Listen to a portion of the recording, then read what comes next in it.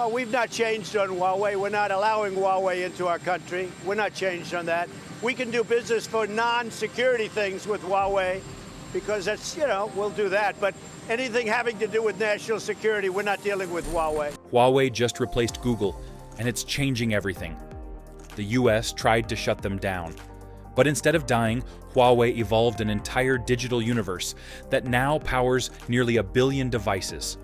And now, the Chinese tech giant's next step might be the one thing Silicon Valley was never prepared for. President Trump signed an executive order on Wednesday allowing the U.S. to ban foreign telecommunications equipment and services. The order is meant to help protect the U.S. from foreign adversaries taking advantage of technological vulnerabilities. To understand where it all began, we have to go back to May 2019, the moment the world watched in disbelief as Huawei, once one of the biggest tech titans, suddenly came crashing down overnight. Here was a global titan, reduced to a shadow of its former self, its future hanging by a thread. This was not a collapse caused by mismanagement, a product failure, or a country's financial crisis. Far from it, it was a result of an attack from an executive order issued by the United States.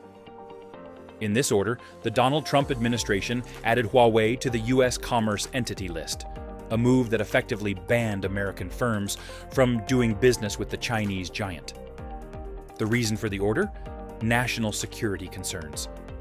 Washington expressed fear that Huawei equipment was likely being used by the Chinese government for espionage. To put that into perspective, it meant that companies such as Google were forced to suspend Huawei's Android's license, instantly blocking access to Gmail, YouTube, Google Maps, and security updates.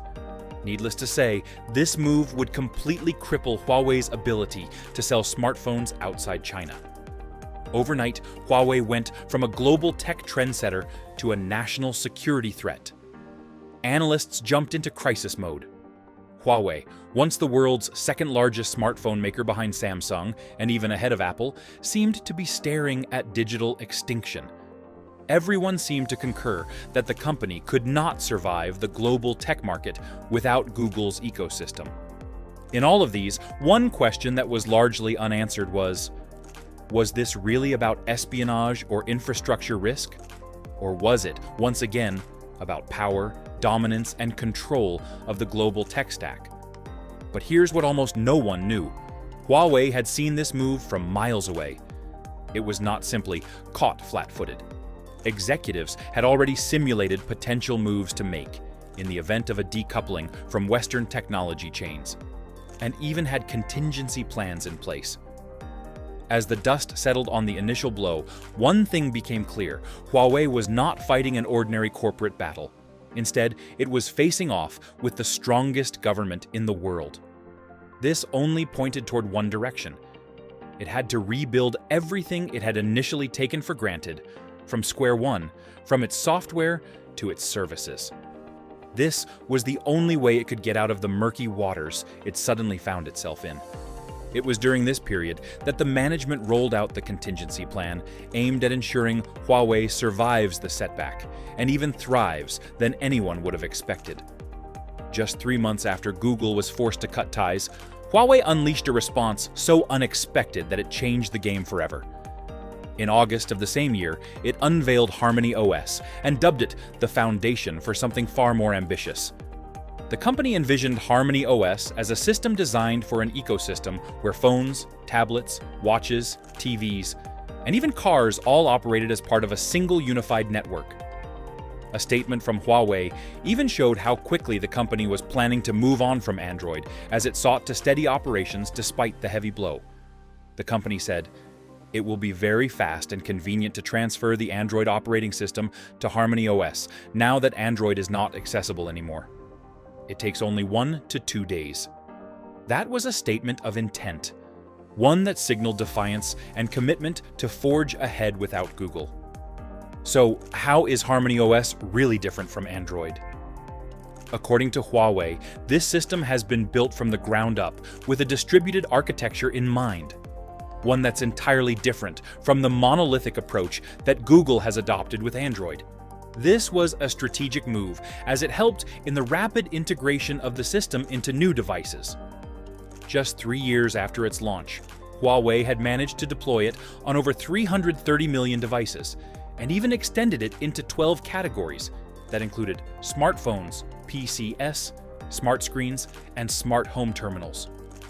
By 2024, it was reported that Harmony OS was running on a whopping 900 million devices globally, a number that even Google could not ignore. With this achievement, Huawei has proven beyond reasonable doubt that it is well capable of standing against US-imposed barriers and growing to levels that no one would have expected. Even more surprising is the effect that the move by the US to push Huawei out of the global OS ecosystem has had on the company's domestic presence. While the US thought that this move would cripple Huawei's operations, it has instead triggered a significant growth in the Chinese domestic market.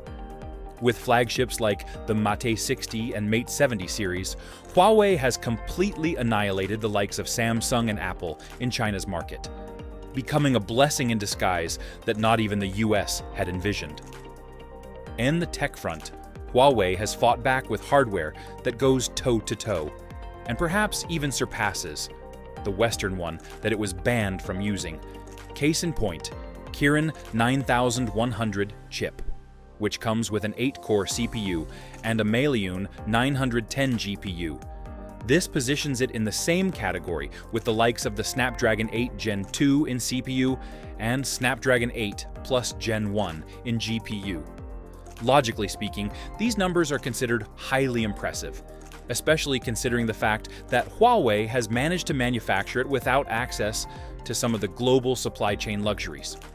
In addition to that, Huawei has gone the extra step to enhance user experience in Harmony OS. This can be seen in how it has integrated a system known as an intelligent agent. Its essence is to automate complex tasks, learn user preferences, and operate across devices without needing the user to flick through menus. Huawei has proven that it's in a position to rebuild from ashes. Yet, deep inside the company, engineers are working on something that is set to go beyond mere survival. What they are constructing next is poised to completely replace Google and challenge the very structure of global technology itself. And it is almost ready to be unleashed. First up, the company has announced a boost up of its app ecosystem by launching the Huawei App Gallery, the official Huawei App Store that users can use to download hundreds of apps and games for their devices across multiple categories. By the end of 2024, the App Gallery had already registered about 600 million users, with millions of developers also reported to be shifting attention from legacy Android and iOS platforms to this ecosystem. As if that's not enough, the company has also announced a multi-billion-dollar investment in cloud and AI infrastructure. A good example is its 2025 announcement of two groundbreaking technologies, Pangu 5.5 and Cloud Matrix 384. Pangu 5.5 is an AI brain that can analyze data and make future predictions across different industries. Meanwhile, Cloud Matrix 384 is essentially the company's massive supercomputer that is powered by hundreds of its own chips. In fact, these chips are fast enough to rival industry giants like NVIDIA. In a move aimed at mitigating a risk of sanctions due to espionage fears, Huawei has also devised a strategy so ingenious that not even Google had thought of before. The company has established the concept of data stays local and full-stack sovereignty. This concept is founded on the argument that businesses and governments wary of foreign surveillance might turn instead to an ecosystem where control rested closer to home. The move to decentralize control over information and infrastructure has been hailed due to its effectiveness in helping reduce its reliance on foreign infrastructure that could be weaponized against it, as the US did in 2019. And Huawei is not done yet. It's also gone further to develop its ecosystem in such a way that it can also support electric vehicles and autonomous systems. By embedding its software, sensors, and AI-driven systems into cars, Huawei is transforming itself into the digital backbone of the next transportation revolution. The fact that it's also easy for Huawei to partner with the likes of BYD, which has already surpassed Tesla as the world's largest seller of EVs, gives it a powerful advantage. As governments and automakers favor systems offering greater sovereignty and integration, Google risks being sidelined in emerging markets, where HarmonyOS, localized AI, and cross-device ecosystems are rapidly becoming the preferred alternative to Silicon Valley's control. The US thought it was taking Huawei down for good. Instead, it might just have created a tech giant too powerful to stop. Now, what started as punishment has become a global power shift. And the fight for control over the future of technology might already be leaning Huawei's way.